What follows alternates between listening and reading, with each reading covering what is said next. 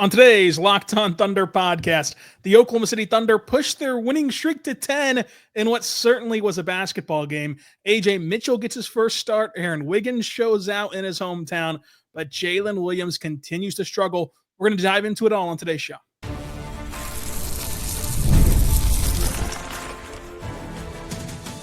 You are Locked On Thunder, your daily Oklahoma City Thunder podcast, part of the Locked On Podcast Network.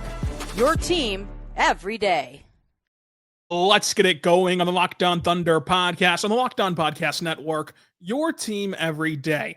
I am your host, media member and beat writer for Thunder on SI, Rylan Stiles. Follow me on Twitter at Rylan_Stiles. Follow the show on Twitter at LOThunderPod.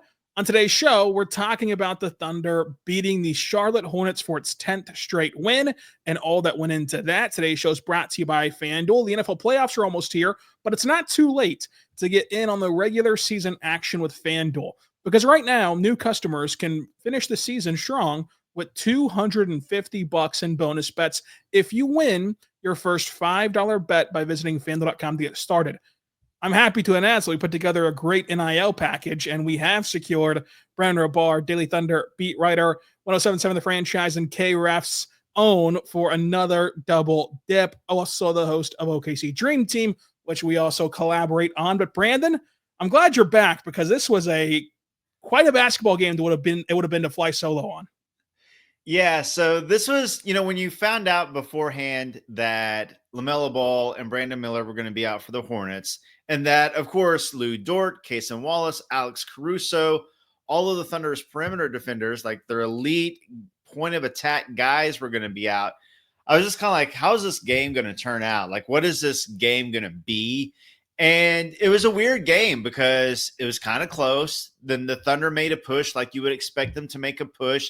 And then weirdly, kind of out of nowhere, the Hornets make this late run in the fourth quarter to make this a closer game than it had any business of being that late in the game. Vasilije Micic had a nice little revenge game going against the Thunder, his former team.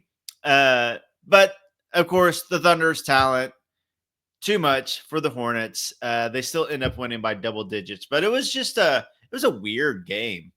It was a very weird game. I personally am thankful for that Hornets run, because it pushed Rylan Betts over there at Thunder on SI to 10 games above 500. So check out Thunder on SI today to see what we're going to pick for this Memphis game, which we're going to preview. I often think that preview content is a bit useless because of such a short shelf life, but given that the majority of you are sickos listening to this on the weekend, I do find that more interesting than what happened in this game, frankly. But the Thunder did get a 10th straight win, and they had a 20-point lead. They never lost the lead. A wire-to-wire victory is really tough to pull out regardless of the opponent, even without LaMelo, Brandon Miller, and you didn't have, Kobe Martin and those guys. So I thought that the Thunder did a great job on that front, taking care of business. But stuff in between there gave you pause. We're going to talk about Jalen Williams, but overall, it is very impressive to win 10 in a row, period. It's also very impressive to go wire to wire and to do it without 4 key rotational pieces. So all of that kudos on the front end for a Thunder team that forced 18 turnovers. They shot 47% from the floor, still just 26% from three, but nonetheless dominated in the paint, dominated fast break points by 11 points in the fast break, and then drew even on second chance opportunities. Let's start with Jalen Williams, and this is part of the Memphis preview in a way, but Jalen Williams goes for 20 points. He goes 8 for 21, so again, more shot attempts than points. 1 for 7 from 3, 3 rebounds, 6 assists, 1 steal, and only 1 turnover in his 33 minutes. Brandon, a bit concerning to see his scoring regress to this degree here in year 3.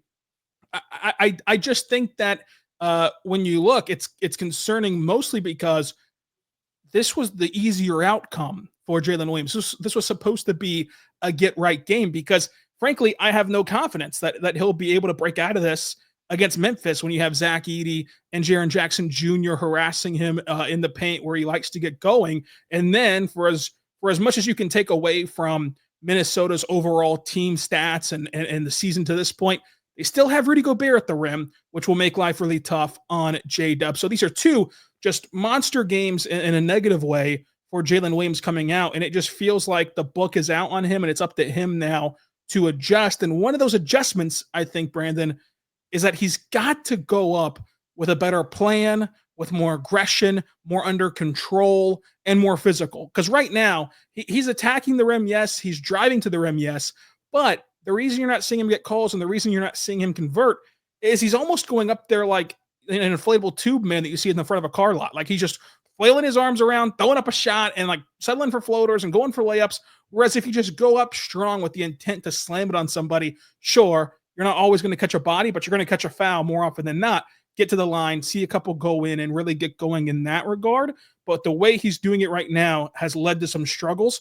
Where are you at on Jalen Williams's concern meter for his offense? Because there's really two schools of thought. People are way out. People are kind of way not concerned and just kind of banking on the body of work. Where are you at with J-Dub? I'll go on the opposite end just so we see both spectrums, just because he still scored 20. Obviously, the efficiency isn't there when it takes 21 shots.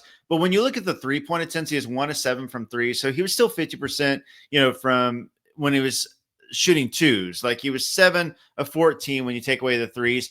And the 1 of 7 from 3, like he had a 3 that he made, but Isaiah Hartenstein, it was an offensive foul, got the 3 taken away. Really, his threes were good looks. We've seen Jada be a great shooter for 2 seasons now, so I'm not concerned about his 3-point shot. I do think that, he needs to get a better whistle, whether that's on him for going up stronger and more physical. I agree with that. Also, probably missing some foul calls that he should get. So I think it's a little column A, a little column B. I still am going to trust the sample size of like the past 2 seasons and the first part of this season.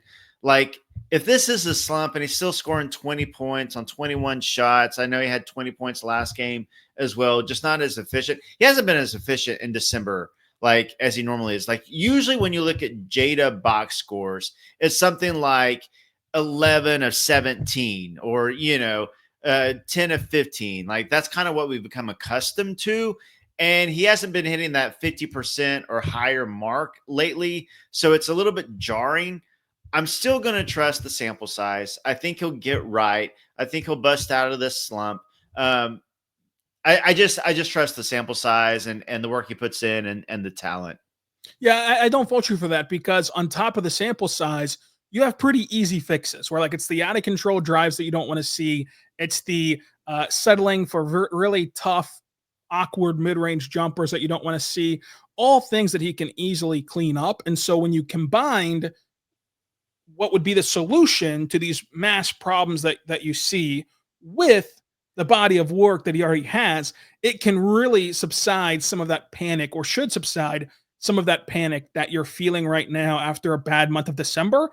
And these months are going to happen like for every player, but specifically for a third-year guy, specifically for somebody who's still trying to figure out life in the NBA, and someone who, when you really look at the context of his career, he comes in on a spunky team that makes the play-in, because of him largely his rookie season to make the play-in. But he was a mid-major guy, not a lot of film on him. Really tough to scale on what he's going to be in the NBA. He surprises people his rookie year. His second year, he's even better than his rookie season. Helps lead the Thunder to the number 1 overall seed. But then, with all the bright lights on him in the playoffs, you saw what made him uncomfortable. And so now teams are finally able to put together the book on how to make him uncomfortable. He's got to react to that. And that's why I think this stretch at home is so important to monitor Jalen Williams. And I'm not saying freak out. I'm not saying good, bad, or ugly, toss him aside for his career in one column or the other. But you're going to face teams who can live up to that formula every single night of this 5-game homestand. I mean, it's going to be Memphis and Minnesota, who we've talked about. It's going to be Cleveland. It's going to be Boston. Then you have the Clippers, who he should have a good game against. He had a good game against them whenever he was the acting center. So life should be easier on him whenever he's not the acting center. But still, 4 to 5 games where they can really disrupt you and make you uncomfortable after a below average month from him. It's going to be interesting to see how he responds to that. And that's going to go a long way in seeing if this is just a bad month or if this is a true trend that really needs to be investigated and fixed for Jalen Williams. Yeah, I would agree with that. I expect a bounce back. I just trust the talent. He's been too good for too long. Some of this too, he's kind of navigating a new world without Chet Holmgren. Chet was healthy for all 82 games last year. And, you could argue that J-Dub is the Thunder's 2A and Chet is the 2B, or that Chet's the 2A and J-Dub's the 2B. But if either one of them are out, it's going to affect the other one, because obviously Shea's going to get the defense that Shea's going to get. And, Shea is a vet.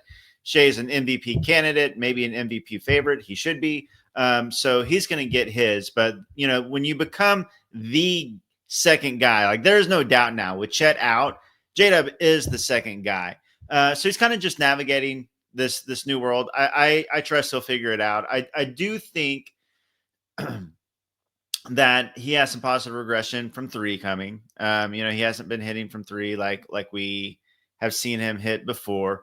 And I do think, whether it's, looking at film, whether it's coaching, whether it's kind of figuring it out as he goes, the whistle is going to get better. Whether it's, like you said, he goes up stronger and initiates the contact and fights through contact, or whether it's he just gets a better whistle as his reputation grows.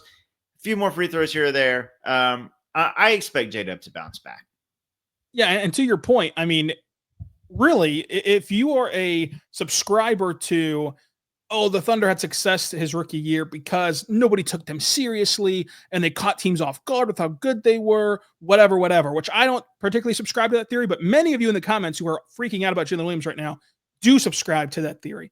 That means that this is, to your point, the first time that he's been on a team in which you're desperately trying to beat them. He's at the top of the scouting report without Chet, because he was with Chet all of last season. And that presents a different level of defensive focus and defensive kind of aptitude against him in the midst of the regular season, where he's the number 2 guy on the scouting report. Whereas with Chet, because of all that he can do, like, he can beat you in so many ways offensively, off the dribble, off the catch, at all 3 levels. I would imagine that he would be the number 2 guy on most scouting reports, because you just have to know how to play him and what he likes to do and all of his tendencies. So it does change things for him in that regard without Chet. I would expect when Chet comes back, a lot of these concerns will be alleviated, but the concerns are still there, rightfully so, including after this game against Charlotte. We'll see what he looks like, though, against Memphis and Minnesota and the rest of this homestand, which I think will be very interesting. But Ajay Mitchell got his first career start, and he was impressive. Aaron Wiggins returns home and is the hometown hero, and more. But first, want to say right now, our good friends over at Robinhood. Go check out Robinhood today, because with Robinhood Gold, you do not need a silver spoon to eat up the financial favors of 1%. Robinhood Gold allows you to get the rates and perks usually reserved for the high society. Now, the resourceful individual with Robinhood Gold can get a very liberal rate of 4.25% APY on uninvested cash and be rewarded with a handsome 3% retirement boost on an IRA account contributions. Robinhood Gold provides you the privilege of the high net worth for any net worth. These generous benefits are now available for only $5 a month. The new gold standard is here with Robinhood Gold. Sign up today at robinhood.com/gold. Terms and conditions apply. Go there right now to see the specific product disclosures with robinhoodgold.com, robinhood.com/gold. And investing involves risks. Rates may change. Gold memberships is offered by Robinhood Gold LLC. We're back on the Locked On Thunder podcast, on the Locked On Podcast Network, your teams every day. Joining us today is Brandon Bahbar, Brandon Bahbar on Twitter, DailyThunder.com, 1077 The Franchise, KREF, OKC Dream Team. Brandon, double dipping tonight covering this Thunder Hornets game.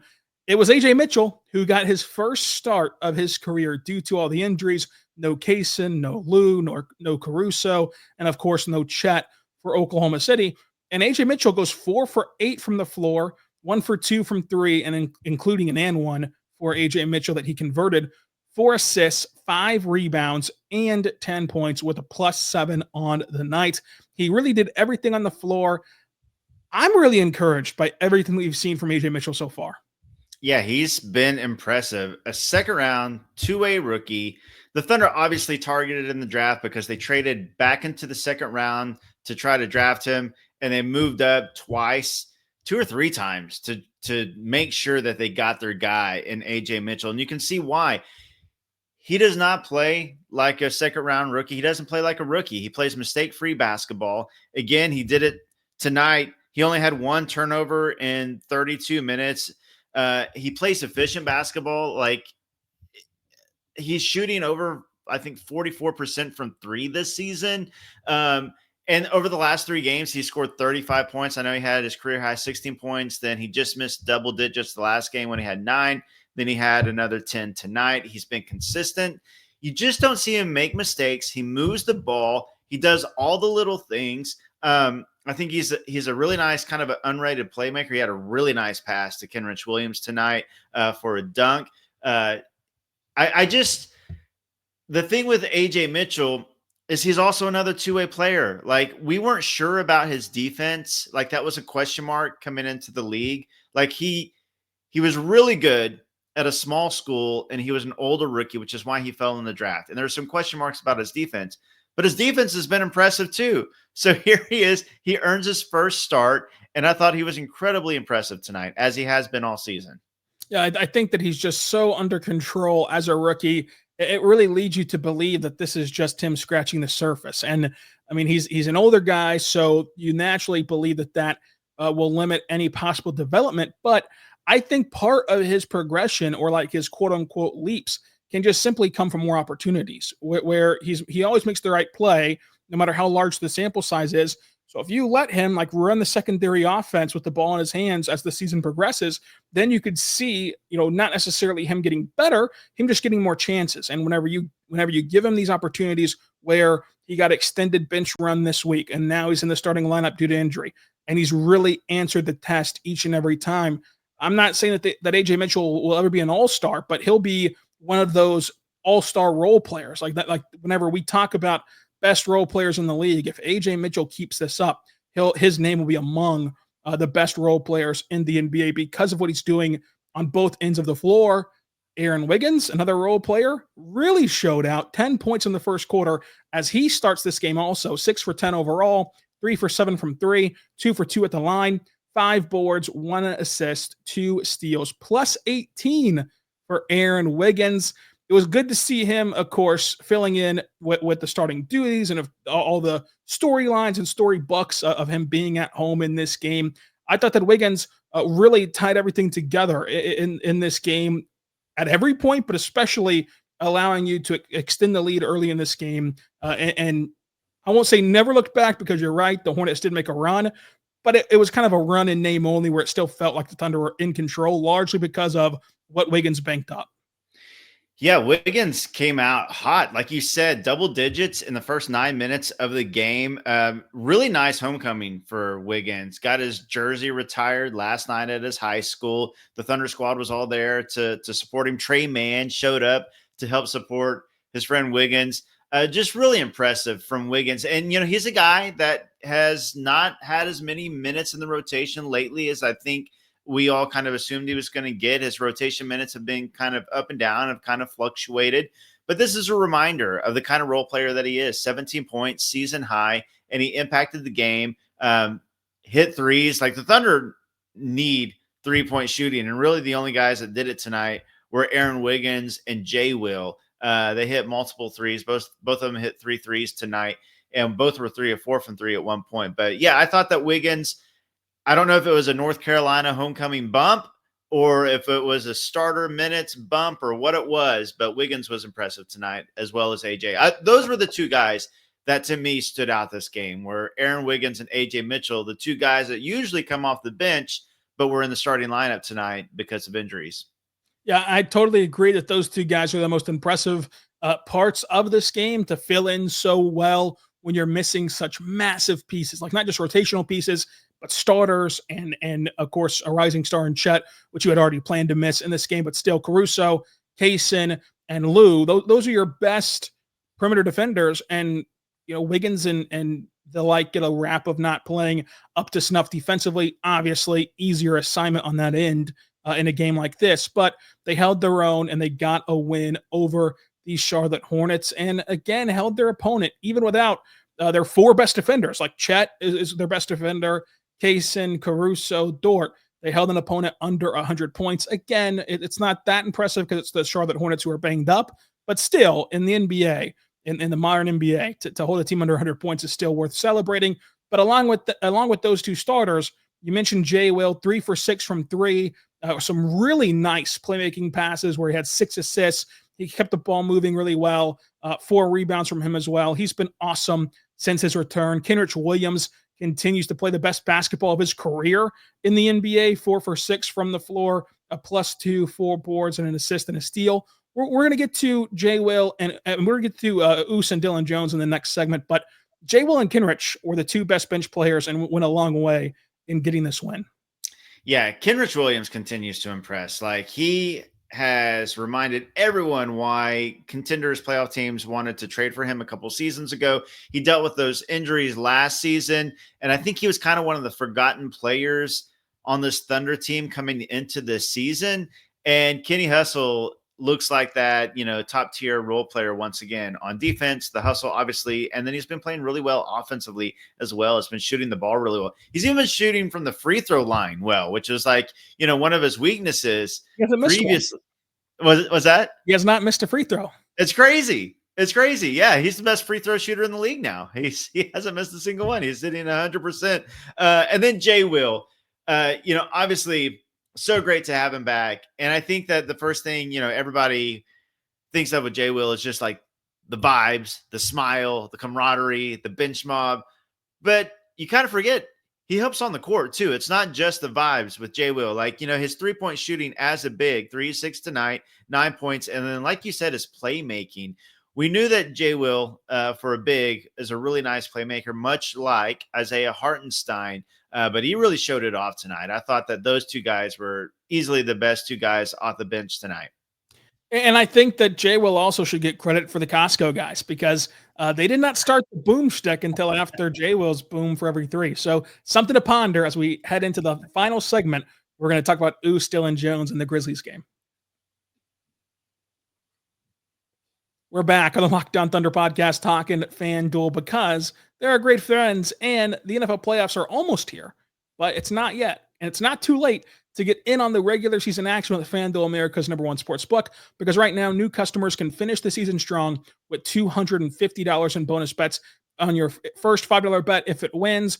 FanDuel has so many ways to pick up a W, including player props, over-unders, spreads, who will have the first touchdown, how many points will X team score. It's thrilling. And if you're not into the NFL, don't worry. You can also bet on the NBA. But go right now to FanDuel.com. Join today. That's FanDuel.com for your chance at $250 in bonus bets if your first $5 bet cashes home. And if you only want to bet on the NBA, you can look at Sunday's slate and you can see the Brooklyn Nets are 5.5-point underdogs in Orlando for an afternoon game. Maybe you can catch the Magic napping. Go check it out at FanDuel.com. We're back on the Locked On Thunder podcast, on the Locked On Podcast Network, your teams every day. Here with Brandon Bahbar talking about this game. For first and foremost, I know that when you just see Usman Jang and Dillon Jones on the floor, your guttural reaction will be, oh my gosh, like, why are they playing? But let's be honest. In this specific game, it was not as though Mark was getting too cute or trying to explore the roster. Somebody had to play. They had 10 healthy players in this game on the front end of a back-to-back. You cannot play a playoff rotation when you're nursing a front end of a back-to-back against a team who you should beat and should beat pretty handedly and did beat by 12 points. I understand why they played. Now, I also understand that, to be frank, they're not NBA players. I mean, they're just not. And it's okay. You understand the picks. Like, you understand why you went and got Usman Jang and his potential. I just don't think he's going to work here. And I've been a big Us guy. He's been balling for the Blue whenever he gets sent down there. It's just not translating in this specific environment, in this specific system. You have seen success stories for guys who have gone elsewhere and found the groove on their second chance. You've also seen guys who did not. Shout out Poku. But nonetheless, I don't think that this was a situation where the Thunder did it out of anything except for their hand being forced due to injury. Because like Dillon Jones, he's just not there. And maybe he gets there. He is 23 years old. Maybe he gets there. But as of this very moment, he can't defend, he can't shoot, he can't create space, and he can't set other guys up. He can do very little on the NBA floor. And same goes for Us, who is the same player he was 3 years ago when it comes to the NBA landscape. So I want to say I get your frustration about him playing, all of you typing away in the comments right now, but I do believe that this was out of necessity. And I don't think that you're going to see them tinker a ton with these two guys moving forward. It's why you saw that Us in the game in which you had only 10 active players, he played 7 minutes. Like he just had to play, but they didn't want to play him.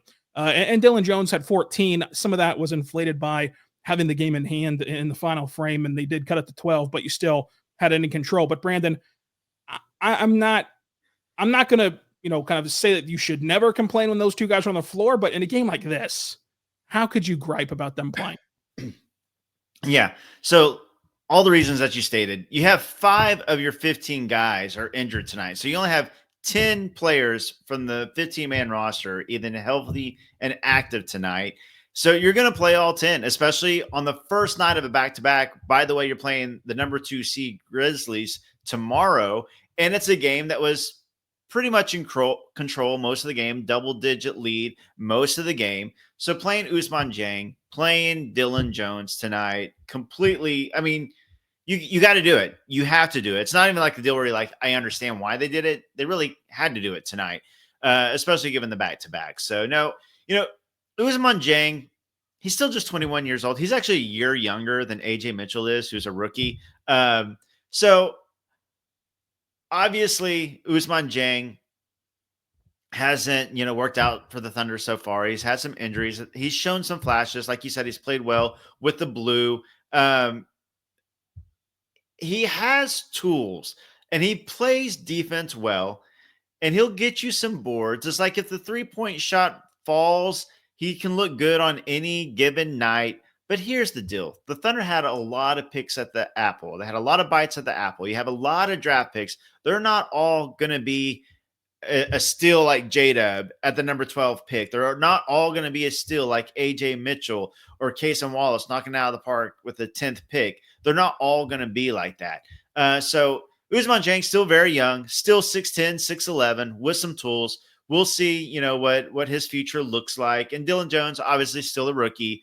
He's going to have his ups and downs, and I imagine he's going to keep playing with the blue a lot. And once the Thunder get some of their guys like Caruso and Dort and Cason Wallace back, he won't be with the Thunder. He'll be with the blue and develop with that team.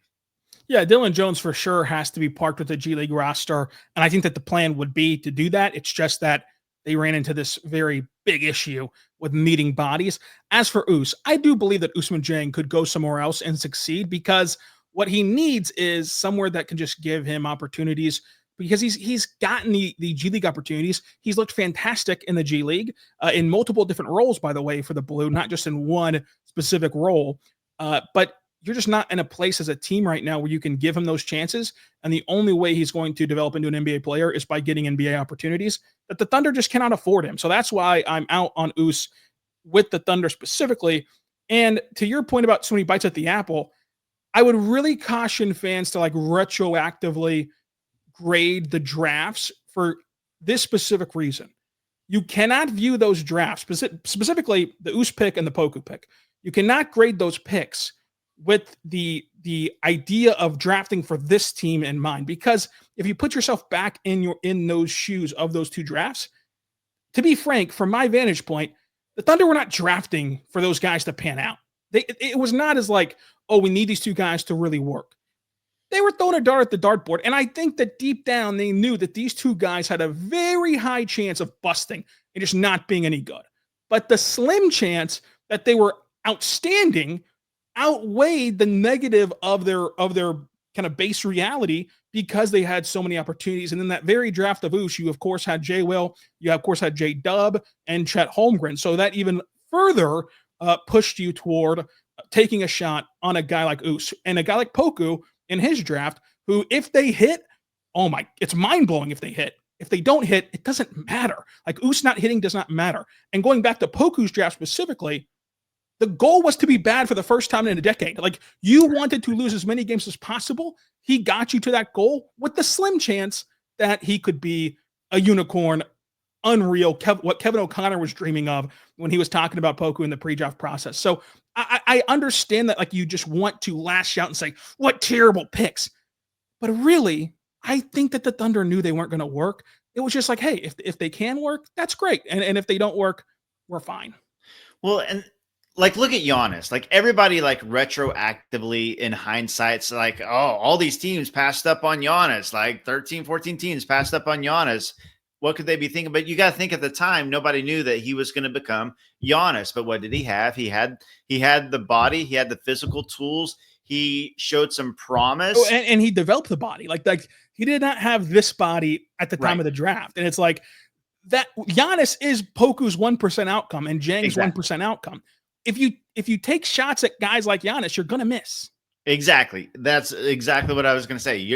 You got to take shots like that because you don't want to miss out. Like, they could have been like Poku, Uz, like, they had 6'10", 7-foot guys that can handle and show some shooting and some playmaking. They don't grow on trees. And so it makes complete sense. A lot of teams were high on Usman Jang. There was a lot of talk about Jang going in the top 10 for those exact reasons. I mean, there was a guy who was a point guard for all his life. Then he sprung up to 6'10", 6'11", and he still had those tools. So it made complete sense. And let's be honest, having Poku on this team and his fanny pack were a lot of fun for those few years that he was on this team. So no regrets. no regrets too, because of how the Thunder handled it. It's like, they wanted to take that shot. I can completely understand desiring that shot, but it's not as though they just took 3 unbelievable, close your eyes and swing at a 100-mile-per-hour fastball, praying to God you make contact. They took one of those guys and then they went safe. Chet is a very safe pick. J-Dub is a very safe pick, especially at 12. Like, this is not retroactively for J-Dub. Go back and listen to this very show with me, you, talking to Mavs draft, about that draft of, like, Jalen Williams being a guy that we all wanted the Thunder to trade back into the first round for because his floor was so appealing. They ended up grabbing him at 12 to just ensure they get the guy, and they not only got his floor, but they've seen his ceiling throughout the course of his 3 years. So they played it perfectly in this rebuild, and you're still going to miss a couple of times.